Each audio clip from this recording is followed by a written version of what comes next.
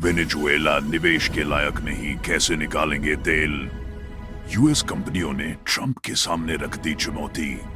Donald Trump के साथ white house में बैठक के दौरान अमेरिकी कंपनियों ने कहा कि वेनेजुएला में तेल के लिए निवेश आसान नहीं होगा। एक कंपनी के सीईओ ने तो यहां तक कह दिया कि यहां निवेश संभव नहीं है।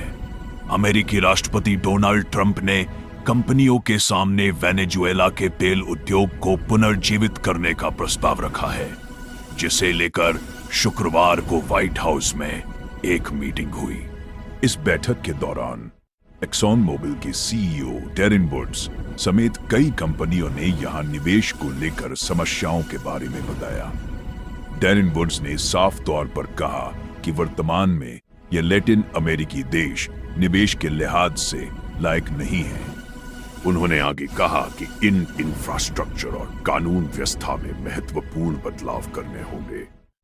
निवेश के लिए स्थायी सुरक्षा उपाय और हाइड्रोजन कानूनों में बदलाव की आवश्यकता है।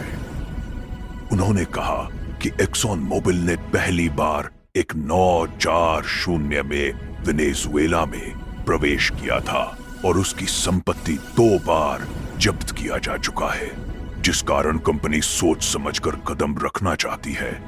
वेनेजुएला में बड़े बदलाव की जरूरत।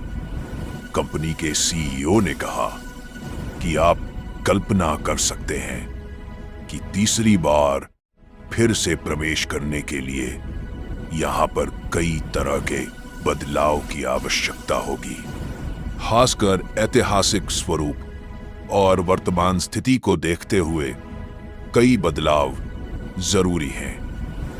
हालांकि इसके बाद भी वुड्स ने कहा कि उन्हें विश्वास है कि अमेरिका आवश्यक बदलाव लाने में मदद कर सकता है।